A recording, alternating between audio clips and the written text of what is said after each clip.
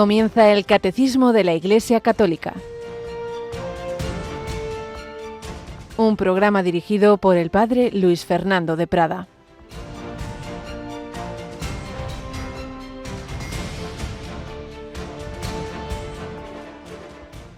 Vuestra soy, para vos nací, ¿qué mandáis hacer de mí?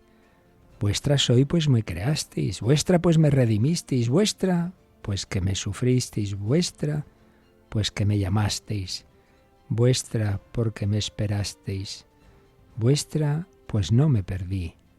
¿Qué mandáis hacer de mí? Alabado San Jesús, María y José, muy buenos días en este 15 de octubre, festividad de nuestra gran Santa Teresa de Jesús. Felicidades a las Teresas, a Ávila, a las y los carmelitas, a tantas y tantas personas e instituciones relacionadas, quién no, con esta gran santa, cuyo nombre pues le pusieron luego a Teresita del Niño Jesús. Sus padres pues tenían gran devoción a Santa Teresa y llamaron así Teresa también a Teresa de Lisieux, cuyo nombre al entrar en religión se cambió a Agnès, la albanesa, que todos hemos conocido como Madre Teresa de Calcuta, en nombre de Teresa de los Andes, de la que el padre Sebastián Moreno nos va explicando su vida. Una gran santa con una inmensa influencia en la historia de la Iglesia. Y hace unos momentos oíamos a Paloma rezar este himno de laudes, pero apliquémoslo a cada uno de nosotros, donde dice vuestra, si eres hombre vuestro, me da igual, todos somos en derecho del Señor, y luego, por desgracia, muchas veces no somos conscientes de ello. Soy tuyo, pues me has creado, me has redimido, has tenido mucha paciencia conmigo, me has llamado, me has esperado, me has recuperado cuando me he perdido, pues qué menos que devolverte algo. Sí, con otro casi contemporáneo suyo, Íñigo de Loyola, le decimos: tomad, Señor, y recibid toda mi libertad, todo mi entendimiento, toda mi voluntad, todo mi haber y mi poseer. Vos me lo disteis, a vos, Señor, lo torno. Gran siglo de santos, una constelación de santos que se ayudaban unos a otros: Teresa de Jesús, Juan de la Cruz, Juan de Ávila, San Pedro de Alcántara, San Ignacio de Loyola, San Francisco Javier, San Francisco de Borja, Santo Tomás de Villanueva, etcétera, etcétera, etcétera. ¡Qué maravilla! Pues pedimos al Espíritu Santo, por intercesión de Santa Teresa, que también suscite hoy, que falta nos hace, esa constelación de santos, que nos ayude a todos a seguir ese camino de perfección, una de las preciosas obras de Santa Teresa. Si no lo habéis hecho, intentad, aunque cueste a veces un poquito su lenguaje del siglo XVI, leer La vida o El camino de perfección.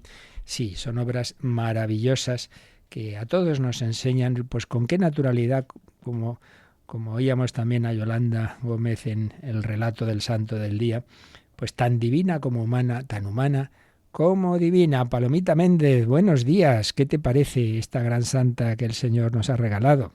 Pues muy buenos días, padre, y a todos los oyentes. Pues un regalo y quizá una figura que parece mentira que en nuestro país no la conozcamos tanto como quizá deberíamos, yo la primera, así que pues con muchas ganas de disfrutar de este día en Radio María y conocerla un poco mejor. Acordaos de que desde hace bastantes años, hemos tenido bastantes programas sobre Santa Teresa. Ahora mismo tenemos uno de doctoras de la Iglesia, ¿verdad?, que dirige Inmaculada Moreno. Y obviamente una de ellas es Teresa de Jesús. Pero además, desde hace, 10 años al menos, si no más, el capellán del convento de la Encarnación, donde entró Santa Teresa de Ávila, pues tiene ese programa que tenemos los viernes a las 11 de la mañana, La Espadaña, 10 en Canarias, La Espadaña. Y muchas personas van pasando por ahí, por ejemplo, familiares de monjas que han entrado jovencitas y muchas otras personas. Y desde allí pues nos va dando muchos testimonios. Y también una colaboradora suya, María Ángeles, un día al mes, nos va hablando de la vida de Santa Teresa, luego de San Juan de la Cruz. Sí, vale la pena. Si no habéis ido, os aconsejo visitar la Encarnación. La Encarnación de Ávila tiene un museo que está muy bien preparado para ver, ¿no?, cómo era la celda de Santa Teresa, y que te expliquen, entender un poquito esa vida misteriosa para nuestro mundo que no valora la vida contemplativa, pero siempre llama la atención. Os lo aconsejamos. Pues a Santa Teresa le pedimos su intercesión también. En esta nueva temporada de Radio María van apareciendo programas nuevos. Hoy no hay ninguno nuevo, pero mañana sí. Mañana uno nuevo sobre la Biblia, desde Ciudad Real. No os lo perdáis, cautivados por la palabra, por la tarde. Y estamos en esta parte del catecismo hablando de los sacramentos al servicio de la comunidad, concretamente del orden sacerdotal, después de haber acabado los sacramentos de curación, que os recuerdo que justo antes de la estupenda campaña, que de nuevo agradecemos, que hemos realizado en torno al Pilar, abrazados a tu Pilar, unos días antes habíamos terminado ya de preparar el recopilatorio sobre los sacramentos de curación. Muchos lo habéis pedido, con la campaña por medio no nos ha dado tiempo a hacer esos envíos, se irán haciendo, pero os recuerdo que vale la pena profundizar en esos sacramentos de la penitencia y de la unción que estuvimos explicando con mucho detalle. Luego, si da tiempo, os recordamos con una de las cuñas que hemos preparado ese recopilatorio que podéis pedir, que podéis regalar también. Y ahora, pues en el sacramento del orden, en la parte testimonial, en la segunda sección, después de esta entradilla, estamos hablando de intercambio de cartas entre Teresita del Niño Jesús y un sacerdote que tuvo una vida dura, complicada, humanamente fracasada, el abate Bellier. Pero no nos olvidemos, Santa Teresa de Jesús, una de las intenciones fundamentales de la reforma del Carmelo era rezar por los sacerdotes. Eso lo llevan las carmelitas en su corazón. Pues os pedimos que os unáis a esa intención, y vamos a seguir leyendo algunas de esas cartas entre el abate Bellier y esta otra gran Teresa, la pequeña, humanamente hablando, podría parecer, y sin embargo grande, porque Dios la llenó de sus dones. Teresas de Jesús, del Niño Jesús, Teresa de Calcuta, Teresa de los Andes, santos y santas de Dios, San Juan de la Cruz, tantos y tantas que habéis seguido el camino de Cristo, el camino de la perfección. Pues os pedimos también que intercedáis por nosotros, que nos ayudéis a todos a seguir ese camino al que todos estamos llamados, la santidad.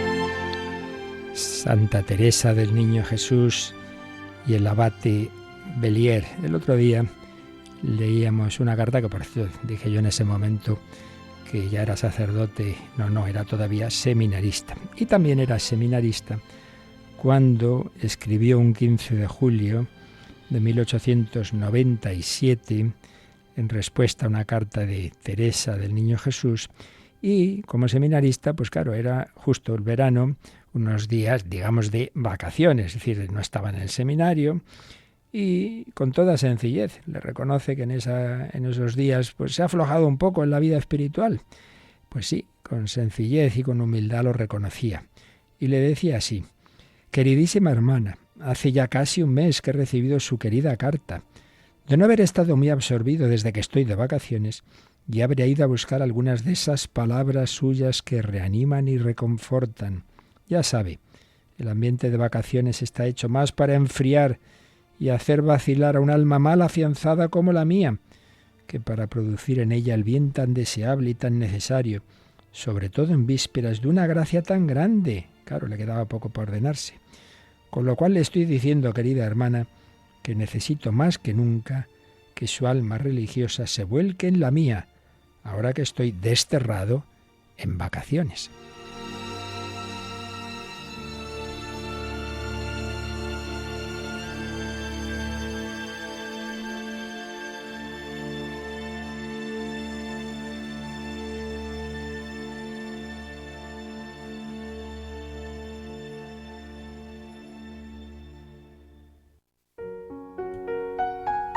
¿Sabe que me abre horizontes nuevos?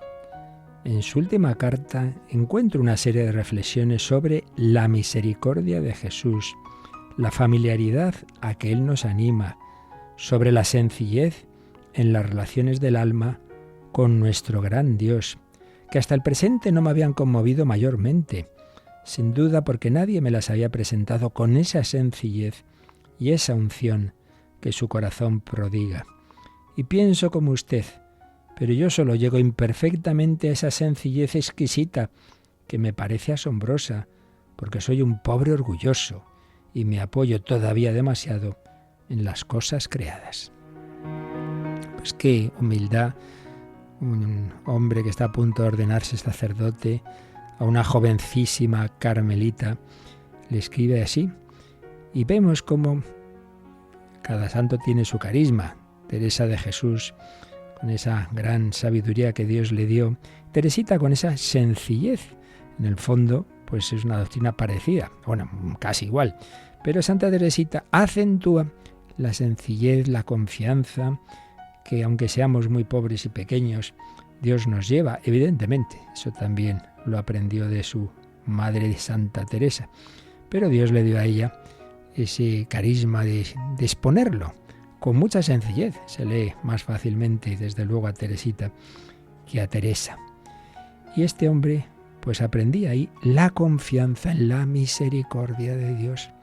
Cuando nos despistemos, cuando nos enfriemos como él en esa etapa o cuando caigamos en pecados, que no perdamos nunca esa confianza de que, como nos han enseñado los santos, y en concreto las dos Teresas, Jesús es infinitamente misericordioso. No cometamos un pecado aún peor, que es desconfiar de ese amor, de esa misericordia. Como usted dice también y acertadamente, ya que en la práctica somos dos, me fío enteramente de nuestro Señor y de usted, que es lo más seguro. Todo lo que me dice lo considero como proveniente del mismo Jesús. Tengo plena confianza en usted y me acomodo a su estilo, que quisiera hacer mío. Pues qué humildad también. Sacerdote casi, con todos los estudios teológicos, y se fía de esa jovencita, esa carmelita a la que no había visto, todo es por carta, pero que se da cuenta de que Dios habla a través de ella. Mañana, hermana, estaré muy íntimamente unida a usted y a su comunidad, especialmente en la comunión, que aplicaré por esa intención. Un amigo mío, recién ordenado sacerdote, cantará vuestra misa solemne. Le encantará. Se ve que otro compañero pues iba a ir al Carmelo y celebrar ahí su primera misa. Y yo le he pedido permiso a nuestra madre, es decir, a la superiora del Carmelo, para ir dentro de unos años, la víspera de partir para el centro de África, a consagrar en el altar del Carmelo el cuerpo de nuestro Señor, que luego depositaré feliz en sus labios. En esa ocasión volveré a Francia para pasar unos días.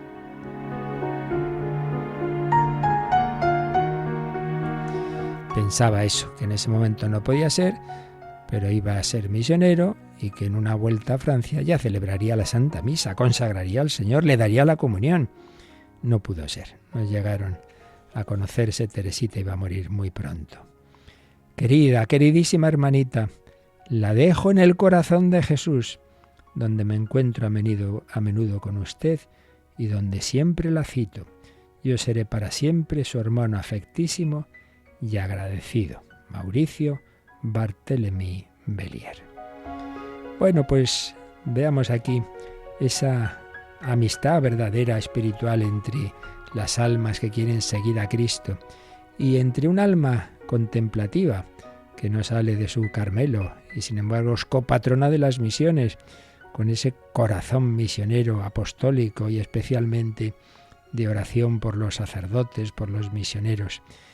Pues pedimos también por todos los misioneros Y a todos los sacerdotes y bueno, a todos nosotros yo os aconsejo, tengáis siempre pues una retaguardia espiritual, eso que se llaman las capellanas en un convento de clausura, una monja que reza especialmente por ti, como hacía Teresita, por un par de sacerdotes de una manera especial. Y todos, pues encomendémonos a esas oraciones de esas almas que siguiendo el camino de los fundadores de las órdenes contemplativas, realmente al mundo de hoy no lo entiende, no entiende esa vocación, pero es la fuente de la energía. Como decía Teresita, si no hubiera amor en el corazón de Cristo, en el corazón de la Iglesia, pues no habría mártires, no habría misioneros, no habría apóstoles. Desde ahí viene la energía del amor que nos mueve a los demás. Pues Teresa de Jesús, Teresita del Niño Jesús, santos y santas de Dios, y especialmente por todos aquellos que encomendáis, nos ayudáis con vuestra oración a los sacerdotes, pues nos encomendamos hoy de una manera especial a vuestra intercesión. Y os pedimos también, queridos oyentes, que también vosotros seáis esa retaguardia de tantos sacerdotes que están muchas veces en situaciones muy difíciles. Sagrado Corazón de Jesús, en Él, en ti, nos encontramos, como decía el abate Bellier a Teresita.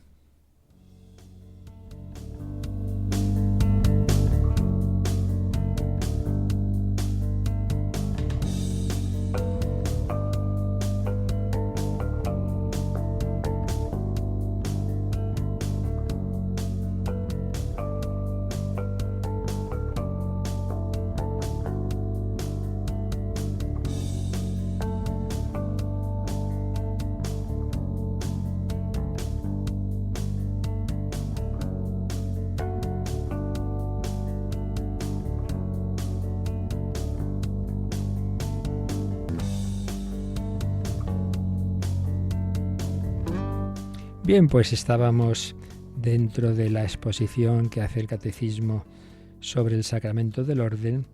Estábamos viendo cómo Dios ha ido preparando todo, también este sacramento, y como siempre con esa etapa previa, preparatoria y profética de la antigua alianza, del Antiguo Testamento, de la historia de la salvación realizada en el pueblo de Israel. Estuvimos viendo las prefiguraciones del sacerdocio en la antigua alianza y todavía veremos algo más de eso, pero ya habíamos pasado a un segundo subapartado titulado El único sacerdocio de Cristo, y ya estábamos viendo cómo aquello que se había ido haciendo, instituyendo en el pueblo de Israel, todo apuntaba, todas esas personas, instituciones, figuras, todo apuntaban al único sumo y eterno sacerdote, profeta, rey, templo, cordero. En fin, todas las figuras se cumplen en Cristo. Estamos en este apartadito, el único sacerdocio de Cristo, que tiene solo 2 números. Estábamos ya comentando el primero de ellos, pero vamos a retomarlo ahí. Así que, Paloma, releemos el número 1544. Todas las prefiguraciones del sacerdocio de la antigua alianza encuentran su cumplimiento en Cristo Jesús, único mediador entre Dios y los hombres. Melquisedec, sacerdote del Altísimo, es considerado por la tradición cristiana como una prefiguración del sacerdocio de Cristo, único sumo sacerdote según el orden de Melquisedec, santo, inocente, inmaculado, que mediante una sola oblación ha llevado a la perfección para siempre a los santificados, es decir, mediante el único sacrificio de su cruz.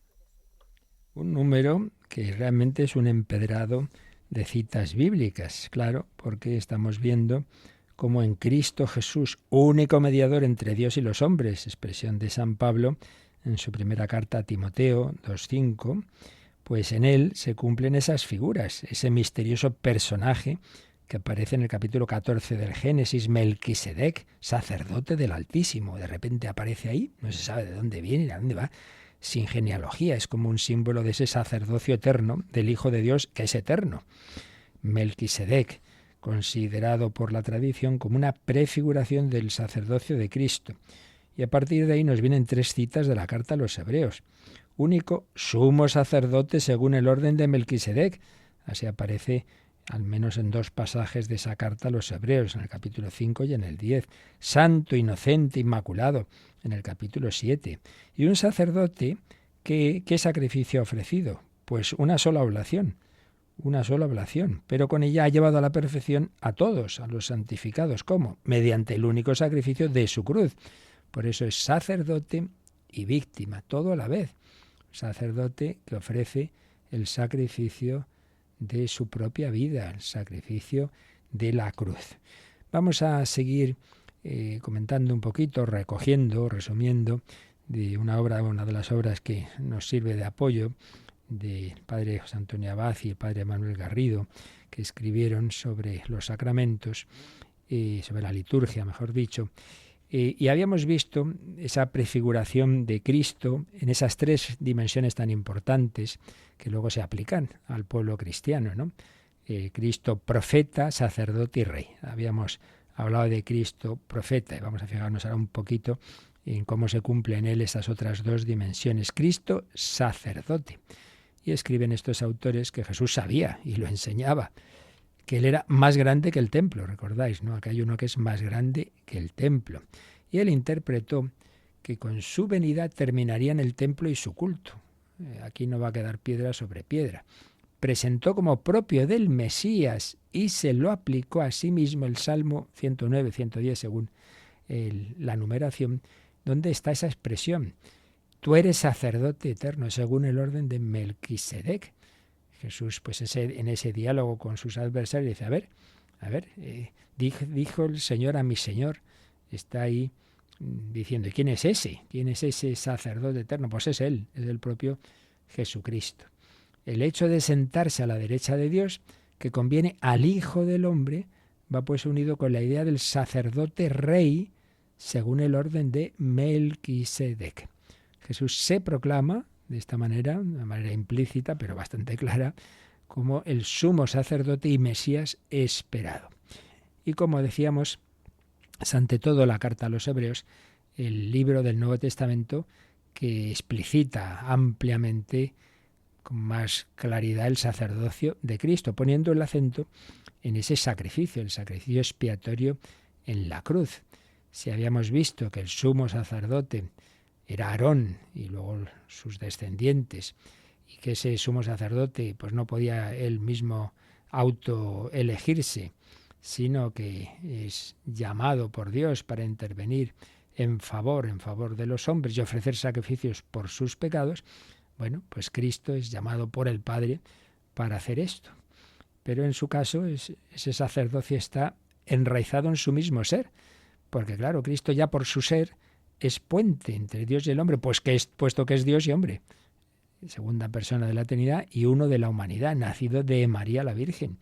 Es un sacerdocio en sí, por su propio ser, que le hace ser mediador, verdadero hombre y a la vez verdadero hijo de Dios, superior a los ángeles, como dice también la carta a los Hebreos. Pero además es sacerdote no solo por su ser, sino por la ofrenda de su vida, ese sacrificio que ofreció de una vez para siempre en el templo de sí mismo. Y si es que todo confluye en Jesucristo. Y así, ahora, a la derecha del Padre, es el gran y eterno intercesor, el gran mediador de la nueva alianza. Así pues, el sumo sacerdote Cristo es perfecto en todos los aspectos. Tiene toda la perfección personal y moral que le habilita para el culto perfecto, al ser completamente santo, separado de los pecadores, dice también la carta a los Hebreos, no en el sentido de que el Señor nos dejara ahí de lado, al revés, ya sabemos que comía con los pecadores, sino en el sentido de que Él no está tocado en absoluto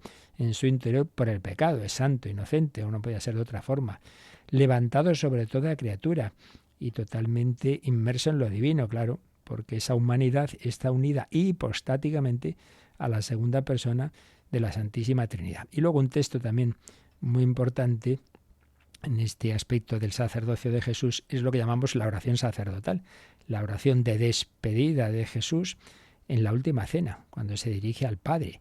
Es una maravilla esa oración sacerdotal que tenemos en el capítulo 17 de San Juan. Y ahora, dejando un momento esta obra de una manera sintética y casi de titulares periodísticos, podríamos señalar estas siete parecidos y diferencias entre el sacerdocio del Antiguo Testamento y el sacerdocio de Cristo. El sacerdocio de Cristo, como después veremos, se prolonga, se actualiza en la Iglesia. El sacerdocio antiguo, ¿por dónde venía? Bueno, ¿quién podía serlo? Había que ser de una determinada dinastía, de una determinada familia. No, en el sacerdocio del Nuevo Testamento ese no se apoya en dinastía ni en herencia, no. Cristo es sacerdote porque en su propio ser lo es y por esa encomienda, por esa misión del Padre. Segundo, en el Antiguo Testamento había muchos sacerdotes, muchos, que repetían pues, a lo largo de los siglos los sacrificios. No, Cristo es un único sacerdote, el único y eterno sacerdote. Los muchos anticipaban al único, al uno. Tercero, la fuente del sacerdocio de Cristo está en Dios Padre, mientras que los sacerdotes del Antiguo Testamento, pues su fuente estaba en Aarón. En Cristo está en Dios Padre, como estaba anticipado en esa, decíamos antes, misteriosa figura de Melquisedec que aparece por ahí sin saber uno de dónde viene ni a dónde va. Pues eso, Cristo, ¿de dónde viene? De Dios Padre. Su fuente está en Dios Padre. Cuarto, el sacerdocio de Cristo es eficaz e irrepetible. Eficaz. El del Antiguo Testamento no era eficaz y por eso había que repetir los sacrificios. El pecado no se superaba nunca, una y otra vez había que volver a realizar los sacrificios, mientras que Cristo, el sacrificio eterno de la cruz, que Él ha ofrecido de su propia vida, pues ya está. Todo preparaba ese sacrificio y lo que nosotros celebramos ahora en la misa no es que sea otro sacrificio, sino que es hacer presente ese único sacrificio eterno. En quinto lugar, el ser de Cristo, todo el ser de Cristo está involucrado en su sacerdocio, su cuerpo, su sangre, todo su amor. Y por eso Cristo es sacerdote en todo momento. Y el sacerdote del Nuevo Testamento lo es en todo momento. No somos unos trabajadores que tenemos un determinado horario y luego ya no soy sacerdote. Perdone, que no venga a estas horas que yo ahora estoy en otras cosas. No. Soy sacerdote en cualquier momento y en cualquier momento estamos en oración, en intercesión. Por eso tenemos la obligación, santa obligación y dulce obligación de rezar la liturgia de las horas, es decir, a lo largo del día, de noche, de mañana, de mediodía, de todas las horas, por la tarde, al acabar el día en completas, siempre. Pues siempre en intercesión. Y si me llaman de noche, pues muy bien, porque soy sacerdote a todas las horas. Mientras que en el Antiguo Testamento había turnos. Entonces, cuando le tocaba a uno, pues iba a ofrecer ese sacrificio. ¿Recordáis? Cuando el ángel Gabriel habla con Zacarías, dice que le tocaba, estaba de turno. Bueno, pues nosotros siempre ofrecemos ese sacrificio de Cristo. Intentar siempre, así lo aconseja siempre la Iglesia, que aunque en una ocasión uno estuviera en un sitio que no hay pueblo de Dios, tú celebra la misa aunque estés solo. No hay turnos sino siempre. Sexta característica, el sacerdocio del Antiguo Testamento, su referencia era al templo, claro, el templo, el gran templo de Jerusalén. El de Cristo está radicado en la cruz. Ya me da igual, puedo estar en el campo con un grupo de scouts que nos hemos ido para allí y celebramos la misa en el campo, pero siempre es la misa que se radica en el Calvario. Estemos donde estemos, en una gran catedral o en una pequeña ermita o, como digo, al aire libre. Y séptimo aspecto, Cristo resucitado ofrece ahora en el cielo ese sacrificio que en su momento ofreció de manera cruenta en la cruz. Ahora Jesús presenta al Padre lo que Él hizo y con el mismo amor que tenía en la cruz, ya no con el sufrimiento de su cuerpo, obviamente, pero sí con el mismo amor que tenía en la cruz, ofrece los frutos de ese sacrificio. Por eso la Santa Misa representa, no en el sentido de representación teatral, sino de hacer presente de nuevo lo que ocurrió entonces. Todo lo anterior anticipaba el sacrificio, el misterio pascual, la muerte y resurrección. Todo lo posterior, pues hace presente lo que ocurrió ahí en el Calvario. Así pues, sacerdocio del Antiguo Testamento, prefiguración profecía, pero como veis todo culmina en una figura que lo supera todo, lo junta, lo reúne y lo supera todo. Todas estas dimensiones, todo el templo, los sacerdotes, Melquisedec, Aarón, los sacrificios, todo queda unido en Cristo, que ofrece el sacrificio de su propia vida. Claro, aplicación, que esto ya lo iremos viendo los próximos días, pero ya lo anticipamos, aplicación de todo esto al sacerdocio ministerial, el nuestro del Nuevo Testamento, es que nuestro sacerdocio no depende de un linaje. Yo no hace falta que sea de no sé qué familia, va a poder ser sacerdote, no. Depende de una vocación, no es porque yo me quiero ser sacerdote, no, ya puedo yo querer, no hace falta que no basta que yo quiera. Tiene que ser Dios mismo quien me llame. También vemos que el sacerdocio no es un oficio más, sino que es algo único y eterno. Pues yo que sé, un arquitecto o cualquier otra profesión, pues hombre, se ofrece, se desarrolla un tiempo y no va, en la eternidad no hay que construir casas, ni remendar zapatos. Pero el sacerdote lo es para toda la eternidad. Tú es sacerdos in eternum.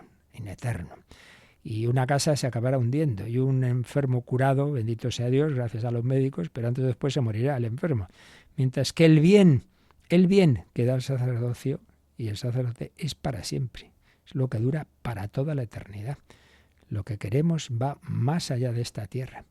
Por eso la conciencia de la generosidad de Dios cuando llama a un oficio eterno para seguir a Jesucristo.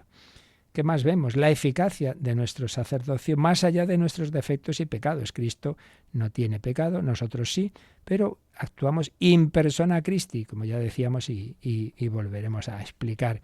No soy yo, es Cristo quien actúa en mí, especialmente en los sacramentos que actúan, como ya sabéis, en esa expresión latina, ex opere operato. Más allá de mi virtud o defectos, Cristo actúa, puesto que estoy configurado con su sacerdocio. Un sacerdocio que abarca todo nuestro ser, no solo cuando yo estoy celebrando los sacramentos, que es lo principal, pero todo mi ser. Por eso toda nuestra vida debe estar unida a Cristo y a la Eucaristía. Y por eso tiene sentido la máxima conveniencia teológica, es la expresión clásica, del celibato con el sacerdocio. No es que sea absolutamente imprescindible, y de hecho, pues en el mundo oriental, sobre todo, cabe el sacerdote de los ya casados, pero es verdad que allí mismo lo reconocen, que la plenitud del sacerdocio, que es la que se da en los obispos y en el que primero ha sido ordenado sacerdote, ya como que implica también esa consagración total a Cristo. Ojo, esto es muy importante, aunque ya lo explicaremos en su día, pero ya lo anticipo. No es que, esto hay que expresarlo bien, no es que la Iglesia imponga la ley del celibato a los sacerdotes, no es eso, sino que la Iglesia, como norma general, que tiene excepciones, como norma general, prefiere que la mayoría de los sacerdotes ser escogidos entre los que han recibido previamente el carisma del celibato. No es que tú quieres ser sacerdote, tienes esta ley del celibato, no, sino que preferimos que ordenar sacerdotes a los que habéis recibido ya ese don de Dios, que es la vocación a esa unión del corazón del celibato entre ellos. Porque, bueno, por razones que ya veremos, pero fundamentalmente porque evidentemente hacen más claramente presente a Cristo, que fue y es célibe, obviamente, también porque esa consagración del corazón y de la persona ayuda mucho a esa en total dedicación al ministerio, porque tienes ese corazón disponible para todo. Si no, pues ante todo es mi mujer y mis hijos y luego, bueno, pues claro, a ver cómo junto esto con todos los demás. Pues no, esa consagración. A ser posible, la Iglesia escoge y ordena sacerdotes a los que han recibido el carisma del celibato. Y todo eso implica una llamada a la ascesis, una unión con la cruz de Cristo, y que va todo esto a durar para toda la eternidad. He aprovechado unos apuntes de unas reflexiones de un padre dominico, gran predicador, muy presente en redes, el padre Nelson Medina. Pero todo en este contexto de lo que estamos viendo, de la relación entre el sacerdocio del Antiguo Testamento y el sacerdocio de Cristo. Enseguida seguimos viendo la prefiguración de esa otra figura que anticipaba al Mesías, que es el Cristo como Rey. Vimos el Cristo profeta, acabamos de decir algo de Cristo sacerdote, y luego veremos Cristo como Rey. Pero en cualquier caso, todo para hacer presente en nuestro mundo a ese Jesús, para ser hoy el corazón de Cristo en el mundo, para ser hoy misioneros de Cristo. Pero repito, ante todo por el propio ser, aunque un sacerdote mayor no pueda hacer ya muchas cosas, sigue siendo esa presencia en su propio ser de ese corazón sacerdotal de Jesucristo.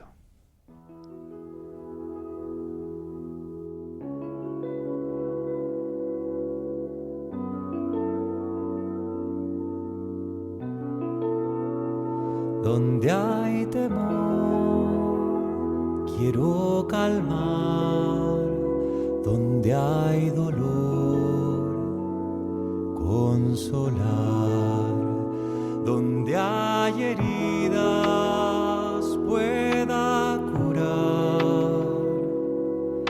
Y el hambre alivianar.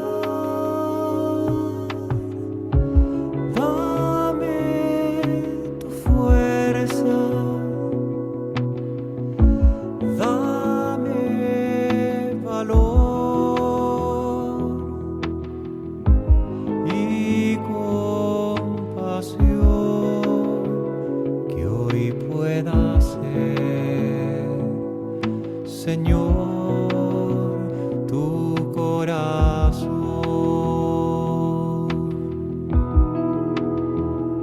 que la injusticia pueda enrostrar y donde hay luz aligerar al oprimido, liberar. Y el odio pueda serenar. Dame tu fuerza, dame valor y compasión que hoy pueda ser. Señor, tu corazón.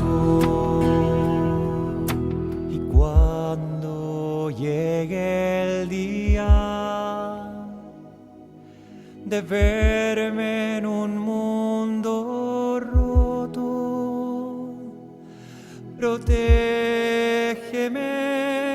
de la indolencia que a tu pueblo pueda sostener.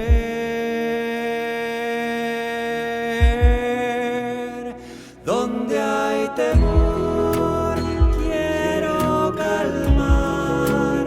Donde hay dolor, consolar. Donde hay heridas, pueda curar. Y el hambre aliviana. Dame tu fuerza, dame valor y compasión que hoy pueda ser, Señor, tu corazón. El Catecismo de la Iglesia Católica en Radio María. Que hoy pueda ser tu corazón. Esto obviamente vale para todo cristiano, que en nuestro corazón esté el latido del corazón de Cristo, amando a todos, pero de una manera particular esa configuración y sobre todo en los aspectos sacramentales es la que se da en el sacerdocio ministerial. Bien, pues hemos insistido varias veces al relacionar el sacerdocio del Antiguo Testamento con el del Nuevo, en el aspecto tan importante que lo principal que hacían los sacerdotes de la Antigua Alianza era ofrecer sacrificios. Pero hemos dicho también que el sumo y eterno sacerdote ofrece un solo sacrificio, el sacrificio de la cruz. Bueno, pues eso es en lo que va a insistir el siguiente número, que leemos ahora, el 1545.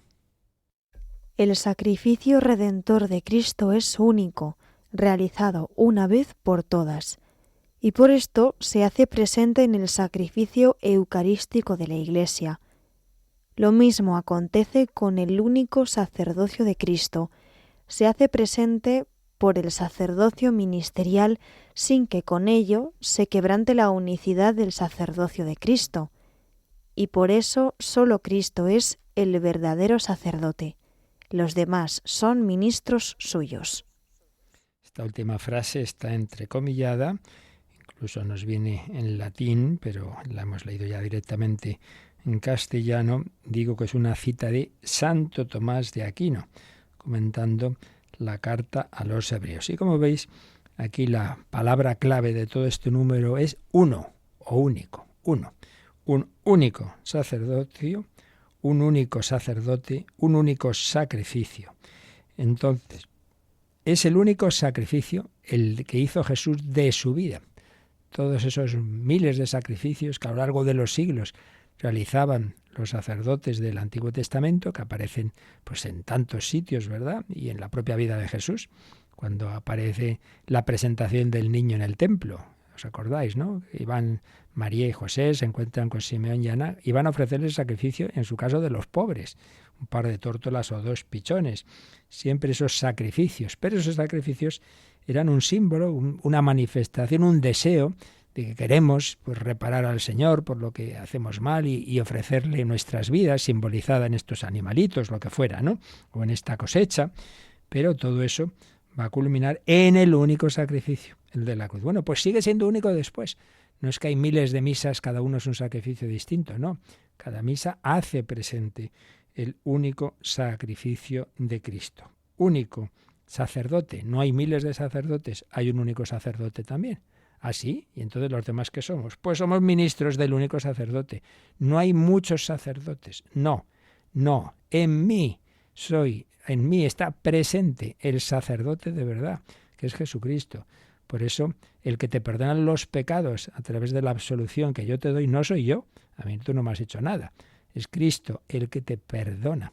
Y evidentemente yo no tengo poder para transformar el pan y vino, el cuerpo y la sangre de Cristo. Es el único sacerdote con su espíritu el que hace ese milagro. Por tanto, unidad del sacrificio redentor de Cristo, su pasión, muerte y resurrección, sacrificio que se hace presente en la Santa Misa, pero que no son distintos, sino actualización. Esto ya lo vimos cuando explicamos la Eucaristía muy a fondo.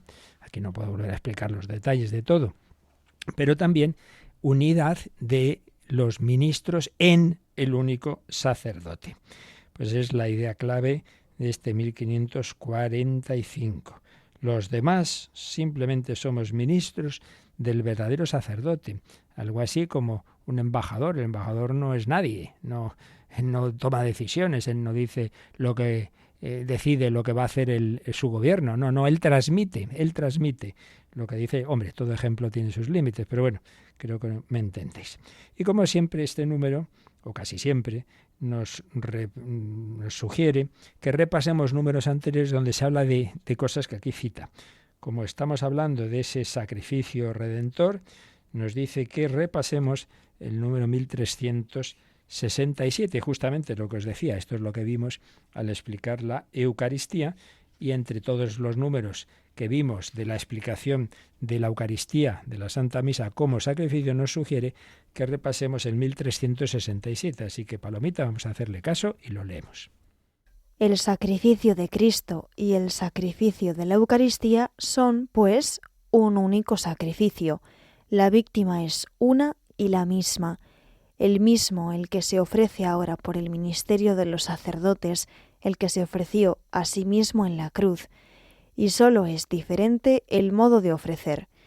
Y puesto que en este divino sacrificio que se realiza en la misa se contiene e inmola incruentamente el mismo Cristo que en el altar de la cruz, se ofreció a sí mismo una vez de modo cruento, este sacrificio es verdaderamente propiciatorio. Es una cita del Concilio de Trento frente a la herejía luterana que decía que el único sacrificio fue el de la cruz y que el de la misa no lo es. Sí, el de la misa lo es, pero no porque sea otra cosa, sino porque se ofrece el mismo que se ofreció en la cruz. Es verdad que ahora de manera incruenta, con el amor y la intención que tenía entonces, pero sin el sufrimiento y la muerte física de entonces. No va a morir cada vez, ya lo sabemos. Pero lo esencial del sacrificio, que era la intención de ofrecer la vida, eso sí se mantiene la misma, es la misma actitud. Solo difiere, dice, la manera de ofrecer. Pero en definitiva, lo que ahora nos importa es que son un único sacrificio. El sacrificio histórico realizado en el Calvario y el sacrificio de la Eucaristía. Una y la misma víctima, uno y el mismo sacerdote. Pues esto, como recuerdo, lo que vimos en la Eucaristía, aplicado ahora a que el sacerdocio de Cristo y el sacrificio que ofrece, pues no son muchos, sino que son uno. Y también nos dice que repasemos el número 662. Este era ya de la primera parte del Catecismo, la parte del Credo, concretamente comentando el artículo de que Jesucristo sube a los cielos y está sentado a la derecha de Dios Padre Todopoderoso. Sentado a la derecha. Hemos recordado antes ese salmo, dijo el Señor a mi Señor, siéntate a mi derecha. Bueno, pues vamos a repasar el número 662. Cuando yo sea levantado de la tierra, atraeré a todos hacia mí. La elevación en la cruz significa y anuncia la elevación en la ascensión al cielo. Es su comienzo. Jesucristo, el único sacerdote de la alianza nueva y eterna, no penetró en un santuario hecho por mano de hombre, sino en el mismo cielo, para presentarse ahora ante el acatamiento de Dios en favor nuestro. En el cielo, Cristo ejerce permanentemente su sacerdocio, de ahí que pueda salvar perfectamente a los que por él se llegan a Dios, ya que está siempre vivo para interceder en su favor. Como sumo sacerdote de los bienes futuros, es el centro y el oficiante principal de la liturgia que honra al Padre en los cielos. Pues una preciosidad de número que de nuevo tiene bastantes citas de la carta a los hebreos, pero en este caso en relación con San Juan. Bueno, al final, relación con el Apocalipsis, que seguramente también está escrito por el propio San Juan, pero sobre todo es importante la primera frase de Jesús en el capítulo 12 de San Juan, Juan 12:32. Cuando yo sea levantado de la tierra, atraeré a todos hacia mí. Sí, Jesús dice que esa unión a la que Él llama a la humanidad, la unión en Dios, ¿cómo se va a realizar? Unión en el amor. ¿Y cómo nos va a enamorar? Pues ante todo, desde la cruz. Viendo lo que Dios hecho hombre ha hecho por mí, que ha ofrecido su vida hasta la última gota de su sangre, desde la cruz nos atrae a Él.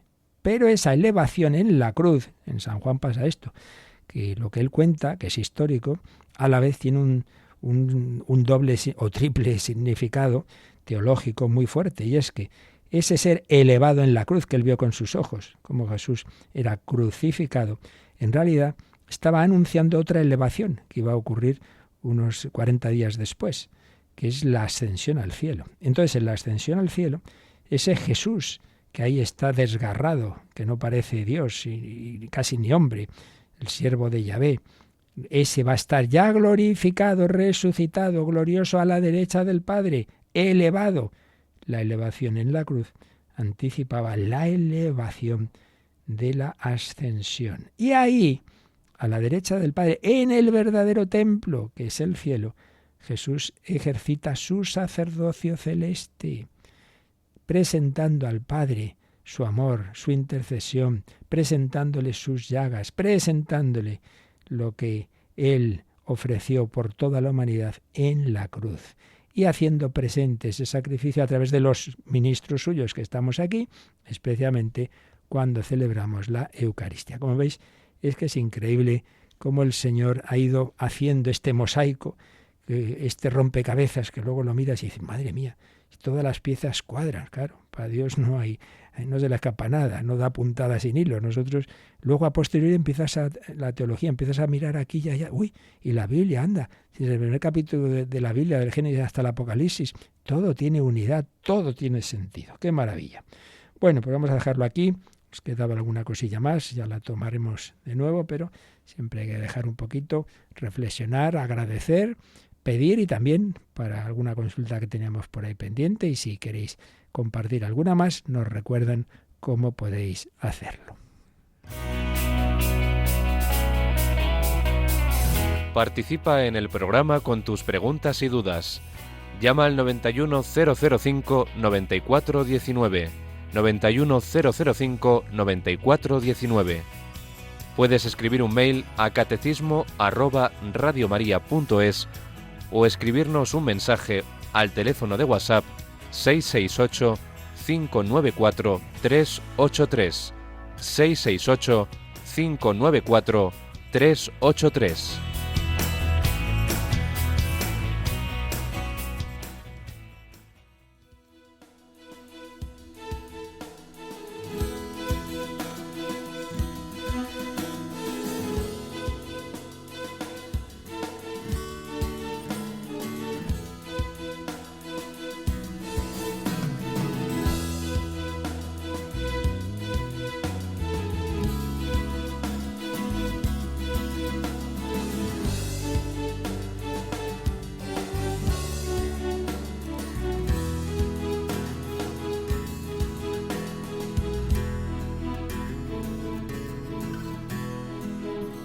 Ciudades y por pueblos, proclamando y anunciando tu palabra y tu reino.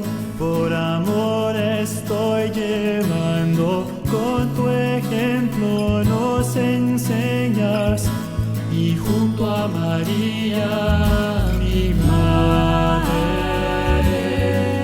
quiero almas, llevar almas hasta ti, Señor Jesús. Soy misionero y llevo en mi alma el celo de proclamar por el mundo la grandeza de tu amor. Soy misionero, no me basta ser bueno, quiero llevar corazones hasta ti, Señor Jesús. Quiero llevar corazones, no a mí, sino a ti, Señor Jesús. Somos ministros del único sacerdote. ¡Qué maravilla! Teníamos una pregunta de Julio que da muchas vueltas teológicas a las cosas, y siempre le digo que no pienses tanto, que nos volvemos locos, aquí hay misterios muy grandes. Claro, se pone a pensar en que el Señor es eterno, que tiene todo presente, y dice, entonces claro, experimenta todas las indiferencias y faltas de amor desde el primer hombre hasta el último, entonces no hay suficiente consuelo en este mundo. Bueno, sí, experimenta todo lo malo y también lo bueno, ¿no? Y el bien es, a pesar de las apariencias, es mayor que el mal. Y los santos glorifican a Dios y le aman hasta el martirio, millones y millones de mártires. Pero más allá de eso, en primer lugar, todo el tema de intentar entender pues la eternidad y cómo Dios tiene todo presente. Bueno, se vuelve uno loco, porque claro, nosotros somos seres temporales, entonces no hay que dar vueltas a cosas que nos superan, hay que fiarse y ya está. Pero sobre todo, lo que sí que es cierto, ciertísimo, es que Dios es infinitamente feliz en sí mismo. Que eso es compatible con que no es indiferente a nuestro bien, a nuestro mal, ya lo sé. Es un tema teológicamente muy, muy difícil, del todo imposible de explicar en esta vida. Cómo se conjuga esa eterna, infinita felicidad de Dios con que le afecta de alguna manera, porque Él ha querido, claro, nuestra respuesta. Pero que eso no quita, eso sí que es seguro, que siga siendo infinitamente feliz. ¿Cómo se compatibiliza? Pues ya digo, eso no le des vueltas, chico, porque eso no hay nadie que ahí se va acercando. Desde llevamos años intentando en esa teología del dolor de Dios, pero en cualquier caso, repito, sin olvidar lo que es seguro. Lo que es seguro es que Dios en sí mismo tiene esa eterna e infinita felicidad. Y nos hacían alguna pregunta: ¿por qué todos los adultos del mundo no están en las mismas condiciones económicas? Hombre, yo ahí ya no sabría ahora responder así de primeras, pero me parece normal que, en primer lugar, porque en cada país hay una situación económica distinta. Hay países donde la gente tiene un nivel en general mucho más bajo, pues también los sacerdotes, como es natural. Y luego sí que cuando es en un mismo país sí que hay instrumentos para equilibrar. Eso que lo sepáis, que en las diócesis cada una lo hace de una forma, pero existe una forma de solidaridad, de que el que, por ejemplo, yo que sé, está dando clases o otro tipo de situaciones en que hay una retribución especial, pues uno colabora con otro. Es decir, sí que se busca eso, pero tampoco se trata aquí, o sea, no es esa la cuestión, ¿no? Sino que es una cosa más desde el corazón. Otra cosa es la vida religiosa. En la vida religiosa en común, claro, eso es distinto. Sacerdotes más cada uno tiene un poquito su situación en todos los ámbitos, también en la vivienda, etcétera. Pero bueno, que hay muchas diferencias en muchos aspectos, pero eso no quiere decir que se olvide uno de los que puedan tener más problemas. A ver, acabo de hacer mi primera comunión con 23 años. Hombre, enhorabuena. Estoy yendo a unas catequesis de adulto muy bonitas, pero aún dudo cómo puedo llevar una vida de cristiandad. ¿En qué pequeñas cosas puedo ser sal, luz y fermenta? Hombre, algún consejo, pues que es que eso ya te coges todos los programas de Radio María. Yo mismo, los de Vida en Cristo, pues van más orientados hacia ahí. Pero yo te diría, ante todo, que hicieras una experiencia fuerte de vida espiritual, como son unos ejercicios espirituales, un cursillo de cristiandad, y es un concentrado. Ahí te recibes un concentrado que luego hay que ir viviendo en el día a día. Y luego te aconsejo siempre, si por lo que veo, pues llevas poco tiempo en la vida cristiana, la dirección espiritual. Todos necesitamos a alguien cerca, y más cuando uno está empezando, y ahí ya te darán esos consejos, porque yo aquí ahora un consejo concreto, práctico, sin conocerte, no te puedo dar. Pero eso sí, una experiencia de Dios, un retiro, unos ejercicios espirituales, un cursillo de cristiandad y la dirección espiritual, y lo demás vendrá solo. ¿De acuerdo? Pues ya seguiremos mañana, si Dios quiere. La bendición de Dios Todopoderoso, Padre, Hijo y Espíritu Santo, descienda sobre vosotros. Alabado sea Jesucristo.